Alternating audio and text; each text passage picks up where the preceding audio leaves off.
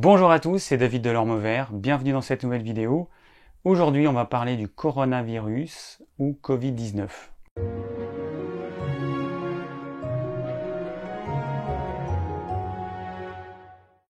Alors aujourd'hui, pour moi, on est le 19 mars 2020. Il faut dire que l'hystérie collective a pris pas mal d'ampleur. On a vu des personnes qui ont volé des masques et des gants dans les hôpitaux. On a vu des personnes qui ont forcé des voitures d'infirmières pour voler leurs masques et leurs gants. C'est du grand n'importe quoi. Les grandes surfaces se sont faites vider de papier cul, de riz, de pâtes, d'une partie des boîtes de conserve, et pas toutes. Le poisson, ils aiment pas trop. Moi, je suis allé dans un Intermarché près de chez moi pour voir un petit peu ce que ça donnait. Ça faisait un bout de temps que je n'étais pas allé dans une grande surface.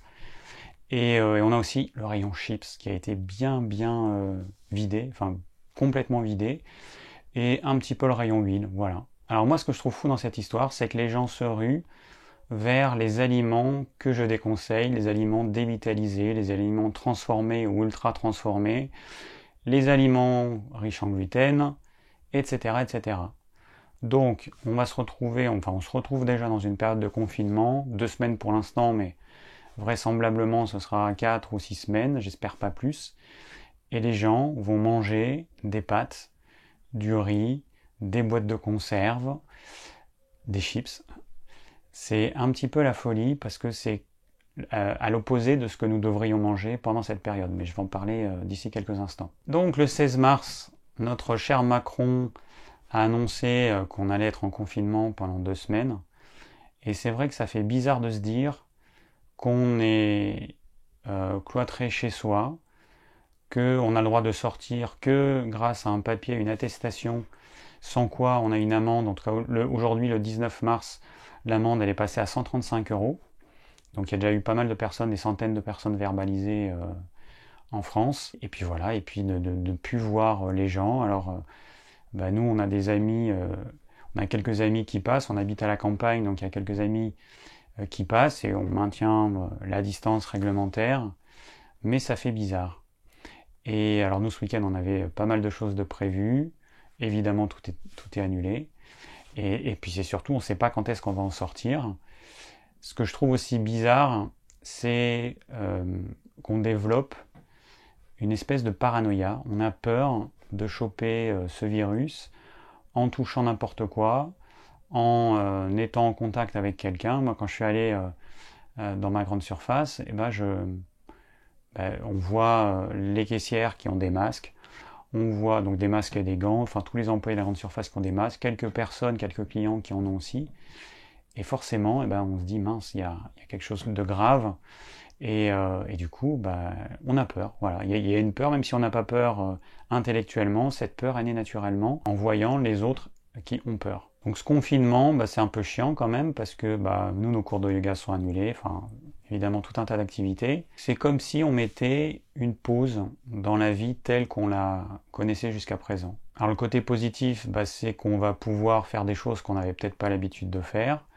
On va pouvoir déjà se reposer, on va peut-être pouvoir lire, on va peut-être pouvoir faire un peu de sport. Voilà, ça c'est le côté positif. Alors dans mon quotidien, moi il n'y a pas grand-chose de différent, parce que je vis à la campagne, donc j'ai un terrain assez grand, j'ai un jardin, en ce moment il fait beau, j'ai donc le potager, j'ai les poules à m'occuper. Il n'y a pas beaucoup de différence et c'est vrai que c'est plutôt le grand luxe. C'est vrai que nous, on a le congélateur plein, on a plein de réserves alimentaires, on a des légumes, on a tout ce qu'il faut. Donc par rapport à certains Français, on est quand même privilégié. Et puis surtout, on peut sortir et on peut aller dans le jardin, bronzer si on veut, ou lire au soleil, ça c'est vraiment top. Alors plutôt que de profiter de ce temps qui est mis à notre disposition pour méditer, pour faire plein de choses, la lecture, etc., il y a des gens, je pense, qui vont passer le temps à regarder la télé ou à naviguer sur Internet ou à larvouiller sur les réseaux sociaux. C'est un petit peu dommage. Ce que je trouve aussi délirant, c'est que les petits commerces, comme les marchés locaux, ne vont pas fonctionner, si j'ai bien compris. Il y a pas mal de forains qui seront pas là, par exemple, pour le marché de samedi. Et du coup, on va se retrouver, être obligé d'aller dans des grandes surfaces où c'est quand même je sais pas comment dire, mais c'est là où tous les gens se regroupent, donc c'est un nid à microbes. Ce serait quand même mieux de pouvoir continuer à acheter sa nourriture à l'air libre sur des marchés à l'air libre plutôt que d'être confiné dans un grand hangar à acheter des produits de mauvaise qualité en plus. Alors la France a décidé, comme d'autres pays, de cloîtrer les gens chez eux. Il y a d'autres pays qui ont décidé de faire autrement. Et le problème, c'est que si ça tue pas les gens, en tout cas, ça va tuer le commerce. Parce que il y a un arrêt du commerce. Sauf que ce cher Macron et les ministres, ils sont bien gentils, mais ils disent que les sociétés ne vont pas en pâtir, etc. Mais c'est du pipeau en fait. Moi, j'ai un statut de travailleur indépendant. Mes charges sociales, elles vont pas être supprimées, par exemple en mars ou en avril. Elles vont être juste décalées sur les mois suivants. Mais si on gagne rien en mars et en avril, et que petit à petit l'activité remonte après, eh ben on va se retrouver avec une super dette. Donc je ne sais pas comment ça va se passer pour les sociétés, mais ce qui est prévisible, c'est qu'il y a pas mal de sociétés qui vont s'écrouler. Et que de toute façon, Macron et compagnie, ils n'ont aucune conscience de ce que c'est que de gérer une petite société, parce que nous, on fait absolument tout, on gère tout, hein, on a 10 métiers en même temps. Après, juste un petit mot sur les chiffres.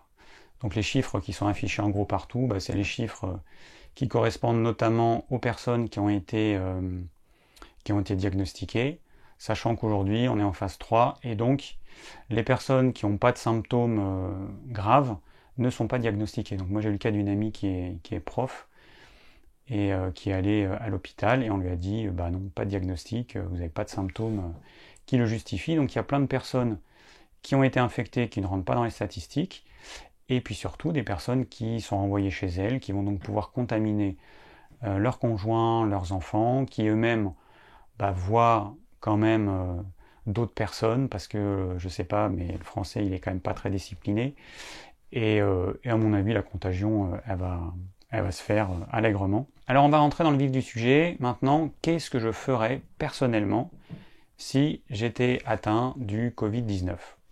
Eh bien c'est très simple, je commencerai par un jeûne de 24 heures sec peut-être, et puis je continuerai à l'eau, je me ferai un jeûne de 3 jours, 3 jours c'est pas mal.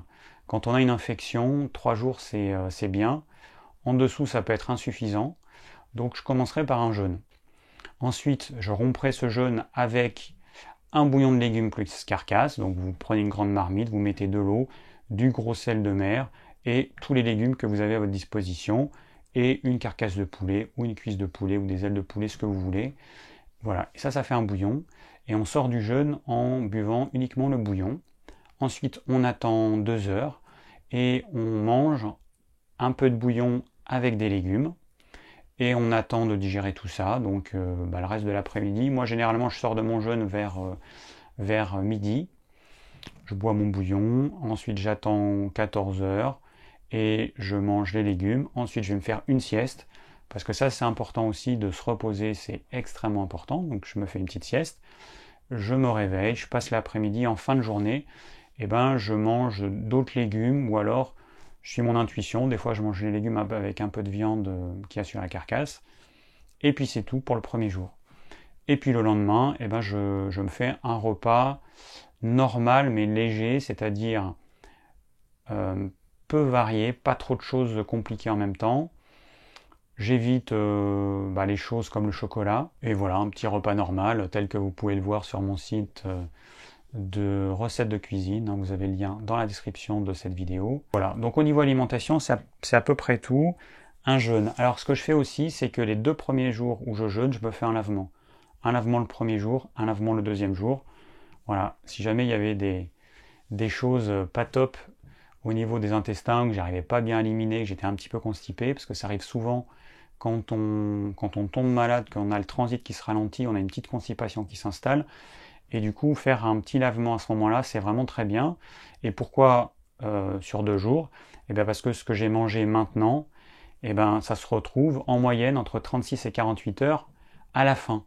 Donc le repas que j'ai fait la veille au soir, eh ben, il est encore en transit dans mes intestins, et c'est pour ça que c'est important de se faire 2 jours de suite un lavement pour être sûr de vider tout ce qu'il y a. Et ensuite, eh ben, on est tranquille, on se sent allégé et on a moins de toxines éventuelles qui repassent dans le sang. Alors si j'étais infecté, je cesserais immédiatement de prendre une douche froide. Ça c'est important. Il y a beaucoup de gens qui auraient tendance à continuer en pensant que ça va stimuler le système immunitaire, mais c'est pas comme ça que ça fonctionne. La douche froide a un intérêt si vous la prenez tous les jours ou quasiment tous les jours, sur le long terme, pendant des mois. Et au bout de plusieurs mois, votre corps effectivement aura un système immunitaire plus fort. Mais si vous démarrez juste la douche froide maintenant, ça ne sert à rien du tout. Et puis prendre une douche froide alors qu'on est infecté, que toute notre énergie a besoin d'être envoyée au système immunitaire, ça n'a pas de sens, parce qu'il y a une partie de l'énergie qui va être dispersée pour réchauffer le corps, pour lutter contre cette petite agression. Donc ça n'a pas de sens. Quand on est infecté, on prend soin de son corps, on le soutient, et on prend une douche chaude, voire bien chaude. Ensuite, j'utiliserai les bouillottes. Donc j'ai fait une vidéo sur la bouillotte. Elle est ici. La bouillotte, je l'utiliserai le plus souvent possible dès que j'en éprouve le besoin. Une bouillotte sur le ventre. Quand on mange une bouillotte sur le ventre, une autre sur les pieds, c'est l'idéal. Vous voyez si vous préférez plutôt que ce soit sur les pieds ou plutôt sur le ventre pendant que vous mangez, si vous avez qu'une bouillotte. Donc comme j'ai dit, je me ferai une sieste après la reprise alimentaire du jeûne, mais je me ferai une sieste tous les jours. Ça, c'est une chose qui est hyper importante, se reposer, faire en sorte que notre corps se mette en état d'auto-réparation. Et le sommeil, c'est vraiment la meilleure chose. Donc on se repose, on fait une sieste, on se couche le plus tôt possible. Et voilà, repos, repos, repos. C'est hyper important, c'est pas une perte de temps. C'est juste un moyen de permettre au corps de faire son boulot, qui sait faire très très bien, si on lui laisse l'opportunité de le faire. Et la chose pour moi qui n'aurait pas de sens, ce serait de continuer une activité physique, continuer à fatiguer ou épuiser le corps, ça n'aurait aucun sens. Alors il y a une technique qui est vraiment importante, c'est, en fait il y a 2 choses qui pourraient être faites. Première chose, faire des inhalations. Soit vous avez un inhalateur, soit vous prenez une casserole avec de l'eau bouillante. Vous prenez une casserole, une marmite, parce que si vous mettez trop peu d'eau dans la casserole, eh ben, très rapidement elle va refroidir, vous n'aurez plus de vapeur et vous aurez perdu l'intérêt de la chose. Donc vous prenez une marmite avec plein d'eau, vous mettez une serviette sur votre tête et puis vous inhalez. Vous pouvez mettre quelques gouttes d'huile essentielle, Ravensara, Eucalyptus globulus, Eucalyptus radiata. Vous pouvez mettre du romarin à cinéole. Vous pouvez mettre, alors pas de thym à thymol parce que c'est trop fort. Vous pouvez mettre du thym à linalol par exemple, ou du thym à thuyanol. Et vous vous faites une inhalation. Parce qu'on s'est rendu compte que l'eau chaude, enfin la vapeur d'eau chaude, qui dépassait les 42-45 degrés, eh ben, avait une action destructrice sur ce virus, qui est très sensible à la chaleur. Et donc en inhalant cette vapeur au niveau des voies respiratoires, on va détruire le virus. Alors ça, c'est pas moi qui l'ai inventé, c'est le docteur Pierre-Jacques Raybaud. Donc il y a un article qui est paru sur Mediapart et qui explique qu'il y a des études qui ont montré que cette vapeur d'eau pouvait tuer le virus. Donc pourquoi s'en priver alors que tout le monde peut le faire aujourd'hui chez soi, même si vous n'avez pas d'huile essentielle, vous vous faites une inhalation à la vapeur d'eau chaude, le plus chaud possible que vous arrivez à supporter, et vous respirez, vous pouvez respirer et par le nez et par la bouche. Vous pouvez alterner, parce que si vous respirez par la bouche, la vapeur va rentrer au niveau de la gorge et ensuite au niveau des voies respiratoires, et si vous respirez par le nez, ça va passer par les sinus. Donc c'est bien de faire les deux. Vous respirez un coup par le nez, un coup par la bouche. Et pour finir, il y a encore quelque chose qui est simple, que tout le monde peut faire, c'est l'hyperthermie. Alors la pire chose à faire, il y a des médecins d'ailleurs qui l'ont dit, c'est de faire baisser la fièvre. Dès que vous avez un peu de fièvre, faire baisser la fièvre avec un médicament à base de paracétamol ou d'aspirine. C'est la pire chose à faire. Parce que la fièvre, c'est un mécanisme naturel qui permet d'empêcher le développement des microbes. Ça ne va pas forcément les tuer, mais ça empêche leur prolifération. Donc il y a des gens, dès que la fièvre atteint les 38 degrés, ils prennent un médicament. C'est la pire chose à faire. C'est la même chose que ceux qui ont des diarrhées quand ils vont dans les pays tropicaux. Donc le corps est en train d'éliminer l'agent infectieux et ils prennent un antidiarrhéique. C'est complètement aberrant. Ça, c'est les médecins qui disent, hein, c'est pas moi, c'est les médecins sur place qui disent qu'il ne faut surtout pas faire ça. Donc là, c'est pareil, vous avez une fièvre, votre corps, il lutte contre cette infection en déclenchant une fièvre.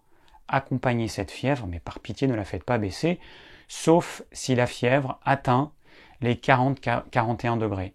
Voilà, pour un adulte normalement constitué, on peut aller jusqu'à 40-41, il n'y a pas de problème.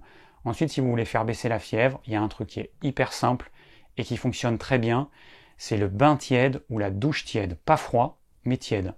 Vous allez prendre une douche avec une eau en tour de 35 degrés ou un bain avec une eau 35 degrés. Vous allez vous plonger dedans et naturellement, vous allez faire baisser la fièvre en douceur. Et donc, pour les personnes qui ont peu de vitalité, dont le corps n'arrive pas à créer cette fièvre à un niveau suffisamment élevé, vous allez créer une fièvre artificielle en créant ce qu'on appelle une hyperthermie. Donc c'est très simple. Vous prenez une bassine d'eau bien chaude. Vous mettez les pieds dedans. Ensuite, vous allez vous couvrir avec de la laine, vous habillez chaudement, vous couvrez complètement. Vous pouvez mettre une couverture en laine tout autour de vous. Et vous allez faire monter la température. La chaleur qui va venir de l'eau chaude au niveau des pieds, elle va passer dans le sang, puisqu'il y a le sang au niveau des pieds qui va charger de cette chaleur. Ça va se disperser dans tout le corps. Et le fait qu'on soit couvert, on va pas pouvoir dégager cette chaleur naturellement. Et on va créer comme ça une fièvre artificielle. Ça fonctionne hyper bien. Ça fait partie des choses de base qu'on apprend en naturopathie. C'est une technique multimillénaire, hein, qui est utilisée depuis toujours, qui fonctionne et qui fonctionnera toujours. Donc pourquoi s'en priver? Ça coûte rien, c'est simple, ça prend une demi-heure et il faut quand même, c'est pas quelque chose qu'on fait en 5 minutes, il faut quand même faire monter cette température pendant suffisamment longtemps. Et puis ensuite, vous allez vous découvrir, vous allez d'abord retirer les pieds de l'eau. Vous allez voir que vous allez avoir déjà un peu moins chaud parce qu'il n'y a pas cette grande chaleur qui arrive. Et vous allez petit à petit vous découvrir, peut-être prendre une douche parce que vous aurez sûrement transpiré, une douche bien chaude, et voilà, vous avez créé votre hyperthermie.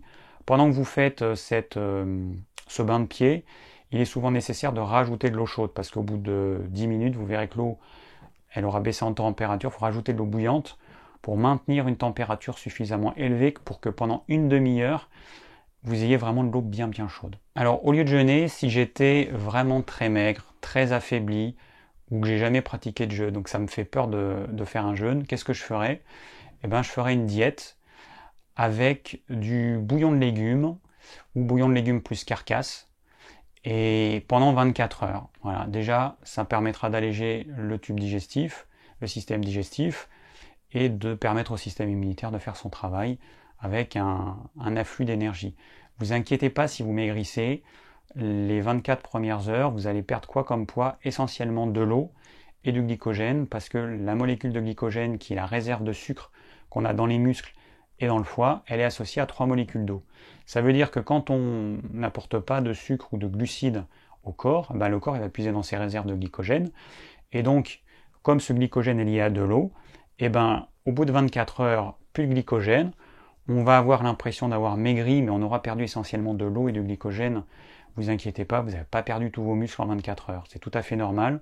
Et ensuite, nos réserves de glycogène, elles se font en 24 à 48 heures suivant les individus. Alors voilà, donc on a vu ce que moi je ferais. Pendant cette période de confinement, je vous invite à vous reposer. C'est vraiment le moment pour vous reposer. La plupart d'entre nous avons une carence de sommeil plus ou moins importante. Donc il faut profiter de cette période pour combler cette carence en sommeil et se reposer. Faites de bonnes nuits, couchez-vous suffisamment tôt. La pire des choses à faire, ce serait de veiller tard, de veiller trop tard, de passer ses nuits devant la télé, internet, devant la console de jeu. Vous aurez tout le temps le lendemain pour vous distraire, pour vous détendre, mais utilisez vos nuits pour dormir. Et si vous en éprouvez le besoin, faites une sieste, une petite sieste.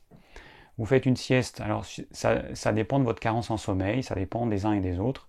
Certains vont avoir besoin d'une sieste de 20 minutes, d'autres d'une demi-heure, d'autres d'une heure. 1 heure et demie en comptant le temps d'endormissement et le temps de se réveiller. Au-delà, ça risque probablement de vous empêcher de vous endormir le soir, donc c'est important de pas trop dormir. Et puis profitez de cette période pour lire, vous n'avez peut-être pas le temps de lire le reste de l'année, lisez, enrichissez-vous de choses inspirantes, écoutez de la musique, faites du yoga, sur internet vous avez plein de cours, sur YouTube notamment vous avez plein de cours gratuits, vous pouvez essayer des choses.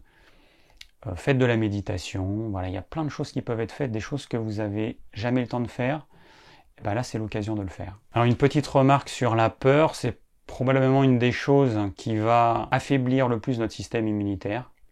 La peur, l'anxiété, l'angoisse.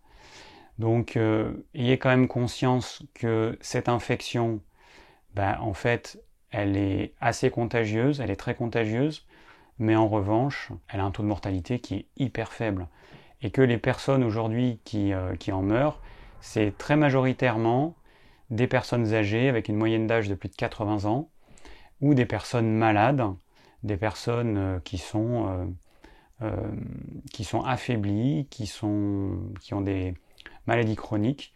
Donc ces gens-là, effectivement, faudrait les protéger, il faudrait faire ce qu'il faut. Mais après, le reste de la population n'a pas à psychoter et avoir peur de mourir, alors que la plupart des gens qui ont cette infection, qui ne sont pas dans les personnes à risque, les personnes, elles ont une petite grippe, voire un rhume, voire rien du tout. Donc il n'y a quand même pas à s'inquiéter outre mesure.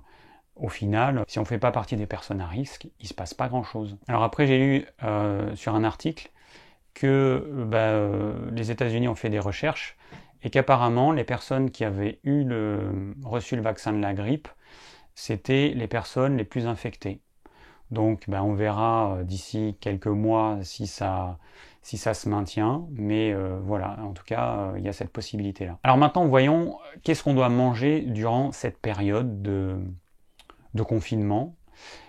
On doit manger, évidemment, une alimentation la plus adaptée à notre tempérament, et forcément, on va éviter tous les produits ultra transformés, tous les produits industriels, la plupart des produits dans des emballages plastiques, et on va privilégier les produits bruts, et on va profiter de cette période pour se mettre à cuisiner. Donc, encore une fois, j'ai créé un site de recettes de cuisine.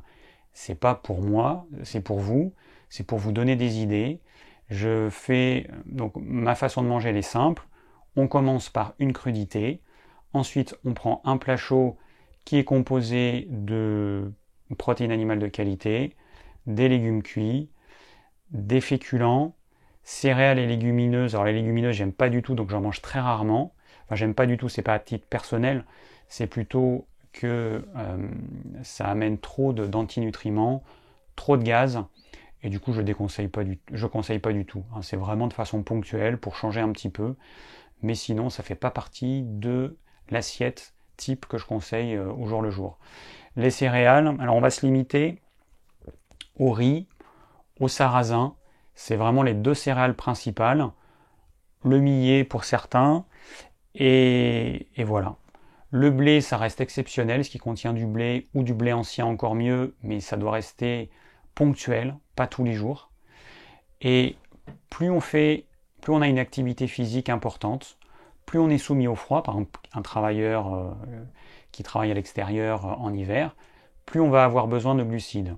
Pour les autres, vous allez diminuer votre quantité de glucides complexes au maximum, et vous allez augmenter la part de bons gras, de l'huile d'olive ou du beurre bio.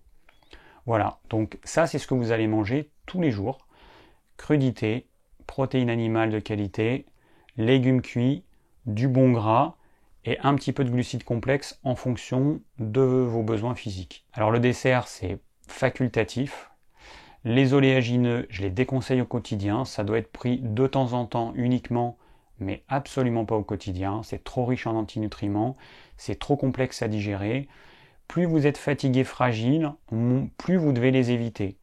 Donc je rencontre trop de personnes qui se gavent de purée d'oléagineux, et je dis se gavent parce que c'est des personnes qui en mangent quasiment à tous les repas, matin, midi et soir, en pensant qu'elles se font du bien alors que c'est l'opposé.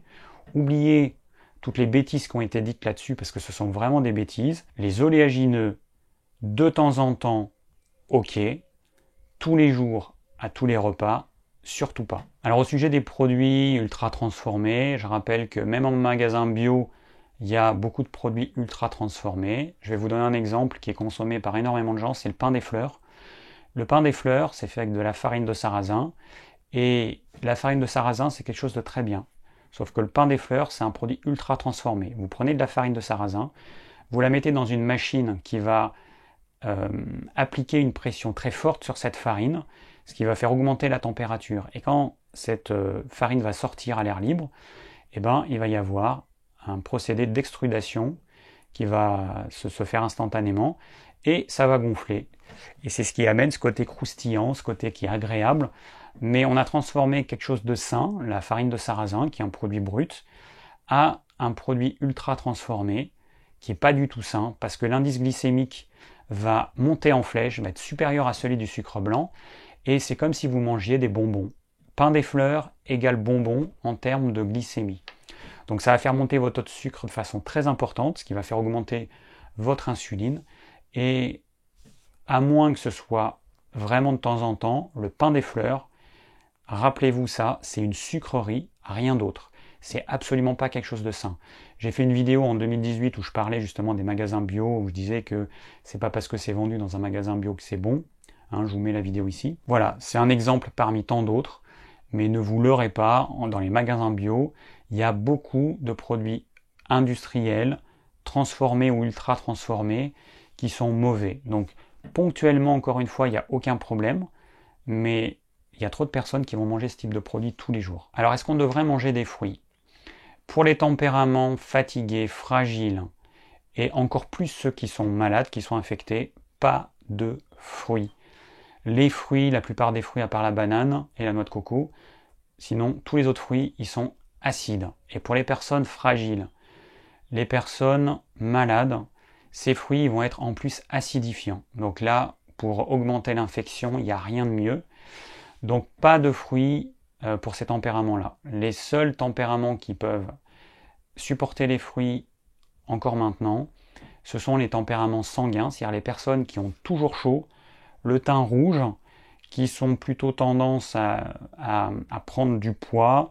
C'est des personnes, elles mangent 3 feuilles de salade et elles se font 3 kilos de muscles. Voilà, c'est les tempéraments qui ont beaucoup de vitalité. Ceux-là, ok, les fruits, ça leur sera extrêmement bénéfique. Pour les autres, pas de fruits pour le moment, c'est pas la saison, il n'y a pas de fruits. Si vous baladez dans les campagnes, vous ne verrez pas un seul fruit sur aucun arbre, ça n'existe pas.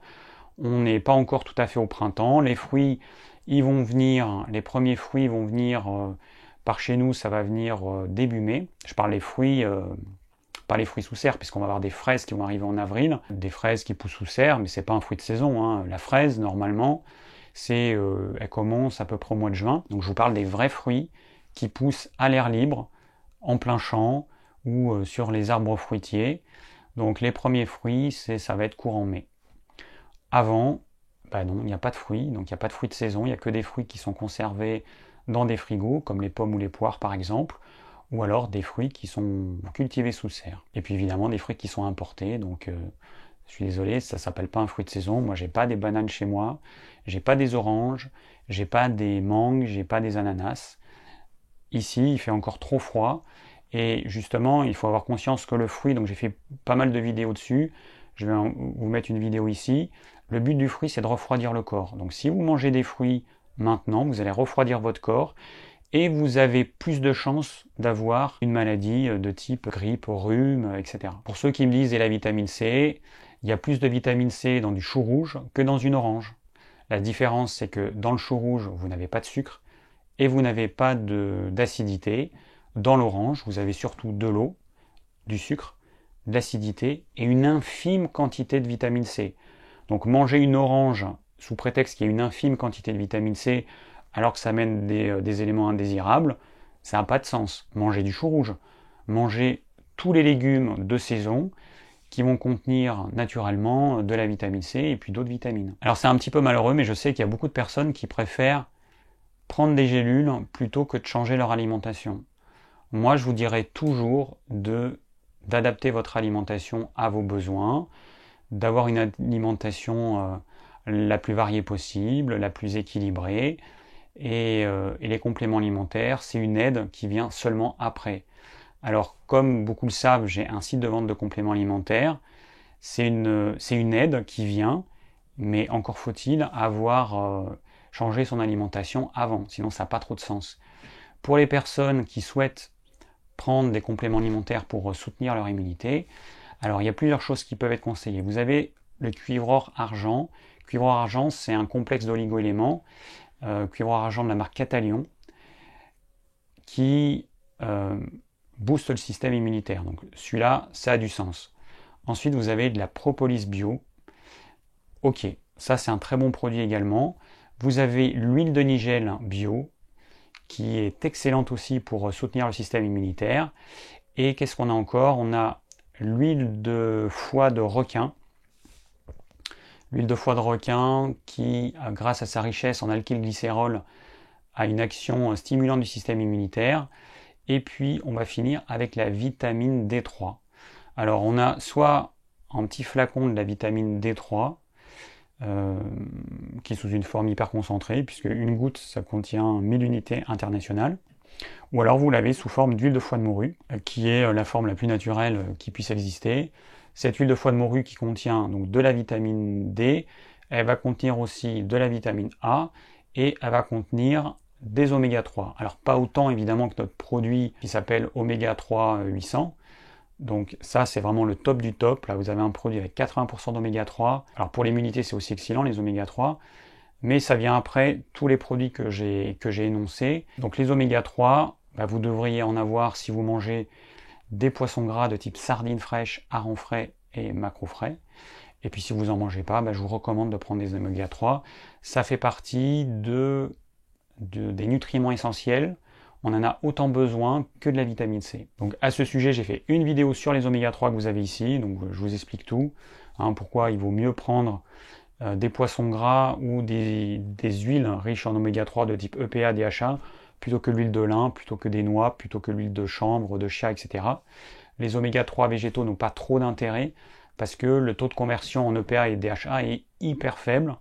Donc, il est nécessaire pour couvrir ses besoins d'avoir un apport en oméga 3 d'origine animale. Donc, pour ceux qui sont intéressés par tous les compléments alimentaires dont je viens de parler, le lien est dans la description. Je propose ça sur mon site digiform.fr. Alors, chose hyper importante qu'on devrait faire toute l'année, et encore plus durant cette période, c'est de manger uniquement si on a faim.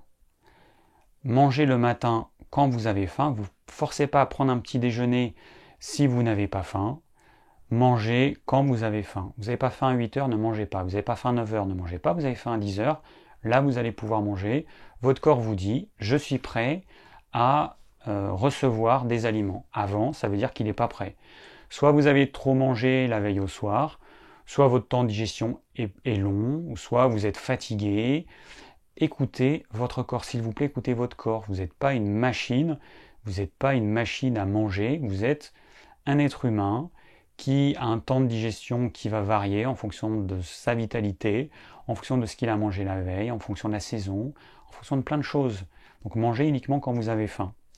Vous allez prendre un premier repas dans la journée. Ensuite, vous allez prendre un deuxième repas. C'est pareil. Ce deuxième repas, vous ne le prenez que si vous avez vraiment faim. Si vous n'avez pas faim, ne mangez pas et décalez votre repas. Et si vous êtes en famille, ce que vous pouvez faire, c'est vous vous mettez à table avec votre famille, vous mangez pas, et puis vous mangerez un petit peu plus tard quand vous aurez vraiment faim. Ça, c'est hyper important. Si vous ne faites pas ça, vous allez avoir une indigestion et mal digérer le repas que vous allez mettre dans votre estomac parce qu'il n'est pas prêt à recevoir un nouveau repas, et vous allez mal digérer le repas précédent qui n'a pas fini d'être digéré au niveau de l'estomac.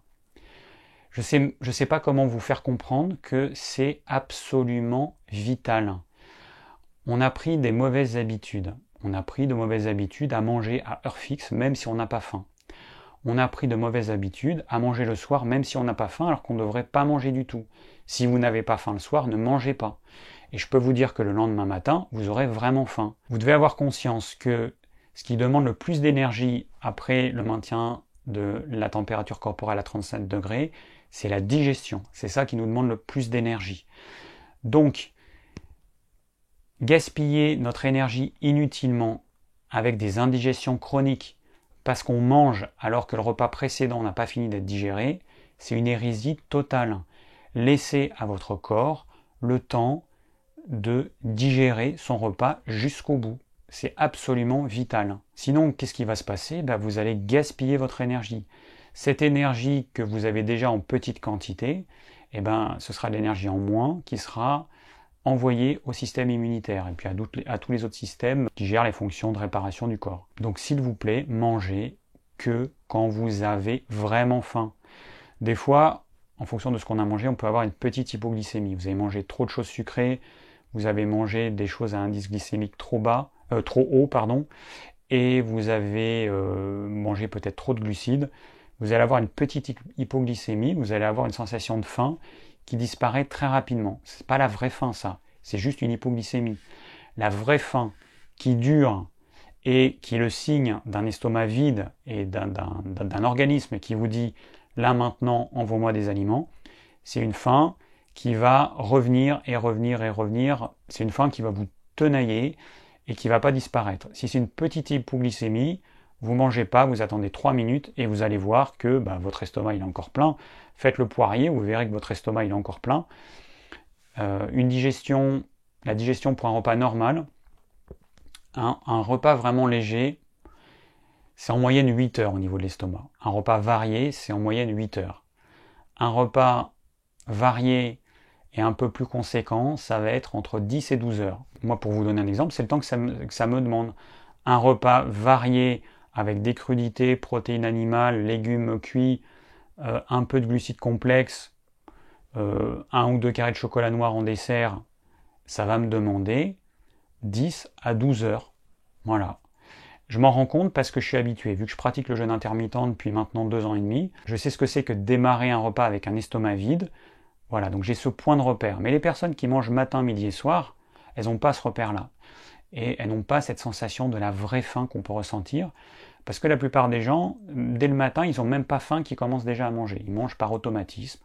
Ils mangent parce qu'ils ont entendu dire qu'il fallait manger le matin parce que c'était le meilleur repas, le petit déjeuner, ce qui est complètement débile. Hein. C'est pas le meilleur repas. Ça dépend des tempéraments. Il y a des tempéraments qui ont beaucoup d'énergie le matin et qui vont être capables de digérer un petit déjeuner. Et il y a d'autres personnes qui n'ont aucune énergie le matin et qui vont mal digérer quoi qu'elles vont manger le matin. Donc à ce moment-là, la logique des choses, on supprime le petit déjeuner et on se fait un bon repas le midi qu'on va être capable de digérer parce que là on aura toute l'énergie nécessaire pour pouvoir digérer ce repas. Ensuite on attend le nombre d'heures qu'il faut pour pouvoir manger le repas du soir, sachant que ça va varier de ce que vous avez mangé le midi et de la quantité que vous aurez mangé et de la force de votre feu digestif. Si c'est trop tard, faites un repas le midi moins copieux, de façon à avoir vraiment faim le soir à l'heure à laquelle vous allez manger. Voilà, donc on va finir avec un petit résumé. Donc pendant cette période de confinement, qu'est-ce que je vous conseille de faire? Ayez une alimentation adaptée à vos besoins. Oubliez les viennoiseries, sucreries, les produits industriels, les produits ultra transformés. Oubliez ça, réservez-le de façon ponctuelle. À certains moments dans la semaine où vous aurez envie de vous faire plaisir, il ne faut pas tout supprimer, parce que l'alimentation, ça reste quand même du plaisir, mais entre avoir du plaisir matin, midi et soir avec des aliments industriels ultra transformés et 1 ou 2 fois par semaine, il y a une grande différence pour le corps. Donc voilà, le but c'est au maximum, au quotidien, d'avoir une alimentation adaptée, et on réserve les exceptions pour les moments exceptionnels, les moments où on décide de se faire plaisir. Deuxième point, ne mangez que quand vous avez vraiment faim. C'est hyper important. Ne mangez pas de façon automatique. Ne mangez pas à heure fixe parce que c'est l'heure de manger. Mangez que quand vous avez vraiment faim. C'est une des choses les plus importantes si vous voulez que votre système immunitaire ait toute l'énergie dont il a besoin, tous les nutriments dont il a besoin. Sinon, vous allez votre système digestif va accaparer cette énergie pour tenter de digérer des repas qui ne finissent jamais d'être digérés. Troisième point, reposez-vous. C'est absolument vital. Reposez-vous au maximum. Profitez de cette période pour vous reposer. Si vous faites faire des siestes à vos enfants, profitez-en pour faire une sieste vous-même. si vous avez des enfants et que ils sont un petit peu bruyants, vous mettez comme règle en place que vous avez besoin de faire une sieste, que si eux ne veulent pas faire de sieste, qu'ils respectent votre sommeil et pendant tout ce temps-là, qu'ils ne fassent aucun bruit. C'est à vous à imposer ce type de règle. Quatrième point, nourrissez votre esprit avec des choses enrichissantes, de la belle musique, des lectures qui vont vous apporter des choses. Regardez des vidéos enrichissantes, regardez des documentaires, voir des films, des beaux films. Faites de la méditation. Voilà, tout ça c'est hyper important. C'est des choses qu'on devrait faire au quotidien, mais qu'on a tendance à ne pas faire, faute de temps, faute d'envie. Pourtant, c'est quelque chose d'absolument vital. Donc profitez de cette période pour faire toutes les choses que vous n'avez pas l'habitude de faire. Et peut-être que cette période de confinement, qui va durer quelques semaines, peut-être que le côté positif, c'est que ça va nous permettre de mettre en place des choses qu'on aura ensuite envie de faire perdurer. Et pour finir, surtout, n'oubliez pas de rester en contact avec vos proches, c'est important. Pour moi, une des choses difficiles en fait dans ce confinement, c'est le fait qu'on ne peut pas voir les gens qu'on a l'habitude de voir au quotidien ou qu'on aimerait voir. Donc surtout, n'oubliez pas de rester en contact avec vos amis, avec vos proches, et puis avec nos aînés qui en ont encore plus besoin. Je pense que c'est eux qui risquent d'en pâtir le plus, parce que déjà que la plupart sont isolés, ce confinement risque de les isoler encore plus. Donc appelez-les, un petit coup de fil, un échange par cam interposé via Skype par exemple. C'est absolument vital pour ces personnes. Merci d'avoir suivi cette vidéo, j'espère qu'elle vous aura plu et qu'elle vous aura permis de voir ce qu'on peut faire dans cette période un petit peu particulière. Si vous avez des questions, n'hésitez pas à les laisser en commentaire. Je vous rappelle que dans la description de cette vidéo, vous avez le plan de la vidéo et vous avez tout un tas d'autres informations. Pour les personnes qui désirent recevoir mes conseils pour une alimentation saine, le lien est dans la description. Pour les personnes qui désirent m'écouter, le podcast de cette vidéo est également disponible, donc le lien est dans la description. Et je vous dis à très bientôt pour de nouvelles vidéos.